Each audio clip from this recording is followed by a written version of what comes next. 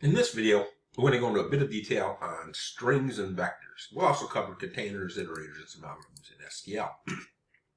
So, as I'll say later in another video, STL has three basic components.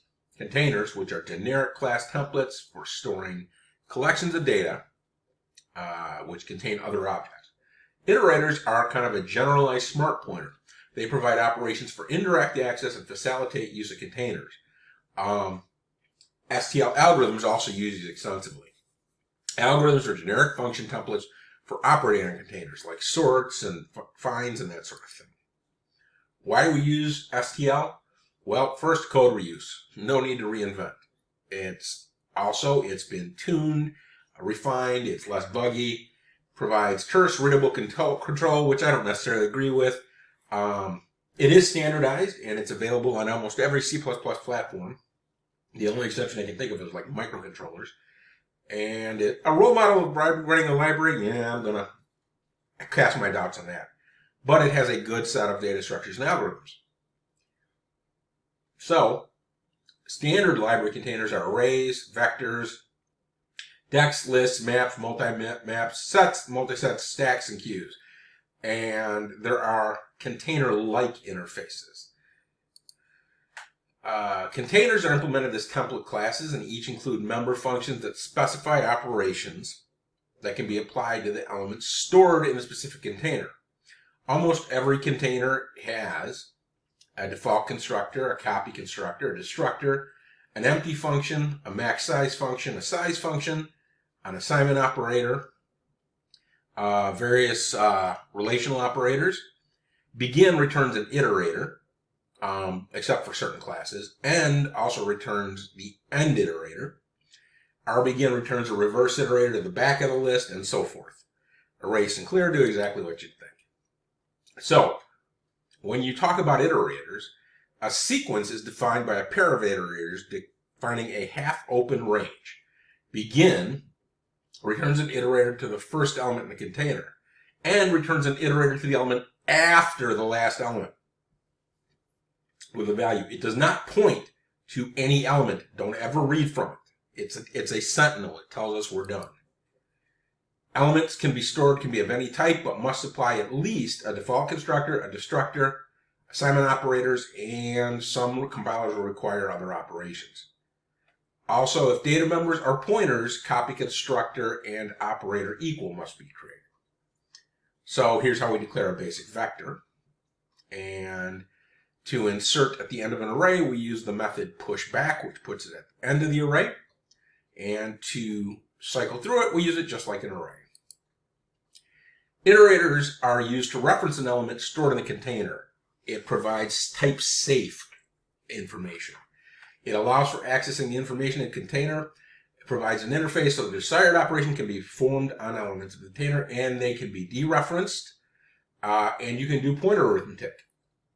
Not all data types have iterators because for some, like a stack, it doesn't make sense. So how do we declare an iterator to a vector container into an element at a specific vector position? You can access an element by a vector position. You can erase by a vector position. By an iterator position. So here's how you would declare an iterator. A vector int is a vector of int type iterator, which means a vector iterator over a vector. Thank you. Now you can use a typedef iterator to make that simple. Okay, int vector plus plus advances the int vector to the next element. Content dereferencing, it works just like it does with a normal pointer. So here's a standard for loop using, well, first let's create a vector, add some values, right? When we run through it, we can access the items using the at function or using we can also run through the loop using an iterator. Here we could say vector int iterator here equals v1 begin, the iterator pointer to the beginning, and it doesn't equal v1.end, the end of the iterator. Go through and print out the contents of the item at the iterator. Think of it again as smart pointers. Algorithms are are generic functions, locating elements in a container, inserting elements, etc. All algorithms use iterators to indicate the range of elements. So, for example, to randomly shuffle the items in a container, we have random shuffle. It takes an iterator at the beginning and the end, and boom. Find also takes an iterator to find the position of E1 between iterator 1 and 2 and returns its own iterator, and so forth. Algorithms are functions that can be operators on containers in addition to member functions defined by containers. Some algorithms also are available as member functions to the containers themselves. So let's go into a little bit more detail with vectors. A vector is the simplest of the STL containers. It contains contiguous blocks of memory. It can be randomly accessed in constant time. Think about it as a flexible array. Okay? It grows as needed. So we process a vector container like an array using subscript. You can use an add. Okay, first we get the input from CN and we push it to the back while there's still input. Then we declare our vector and we're going to iterate it through it in an unsorted fashion. Now we're going to use STL's sort method, handing it a vector at the beginning and end. Then we're going to run through it and print out the sorted array. Okay, here's another example of how to erase from a vector. Push a bunch of values onto the vector, erase the 7th element, getting the iterator at the beginning and moving it 6 further. And we can also use another method there to erase a subset of the vector instead of just one element, starting at begin and ending at begin plus 3. And then if we print it out, we will see the difference. Similarly, we can get an iterator at the beginning of the list, insert it.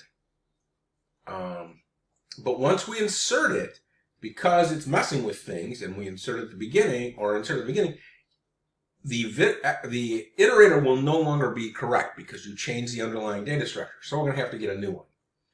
And here's another example where you can insert a subvector into another vector starting at position iterator plus 2.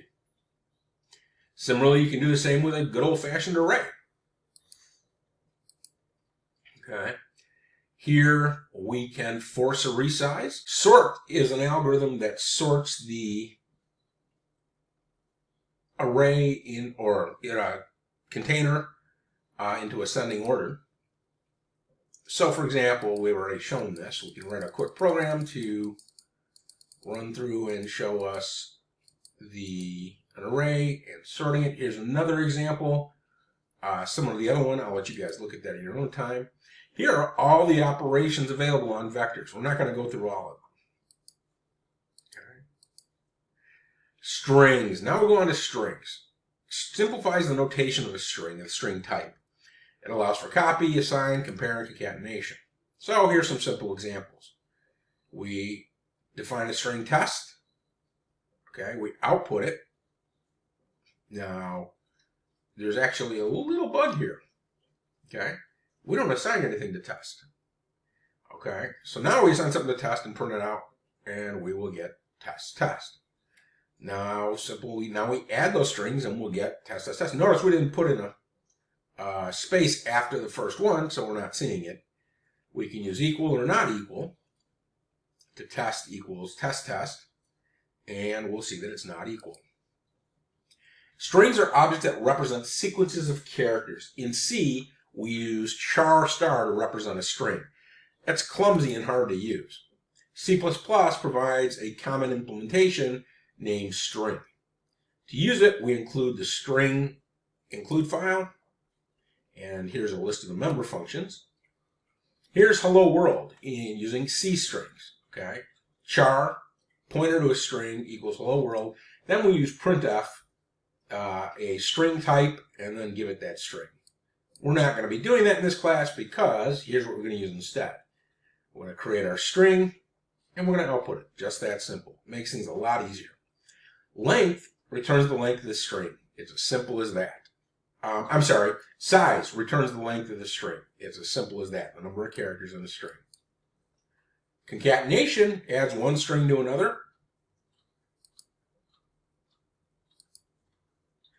To check if two operators are equal, use the double equal operator, just like you'd expect. Assignment works just like you'd think. And string replace replaces the portion of the string that begins at character span and spans so many characters of the string in the range between I1 and I2, non-inclusive by new content. You can use pause or an iterator. So here's an example. Here's our test string, another couple test strings. So we're going to replace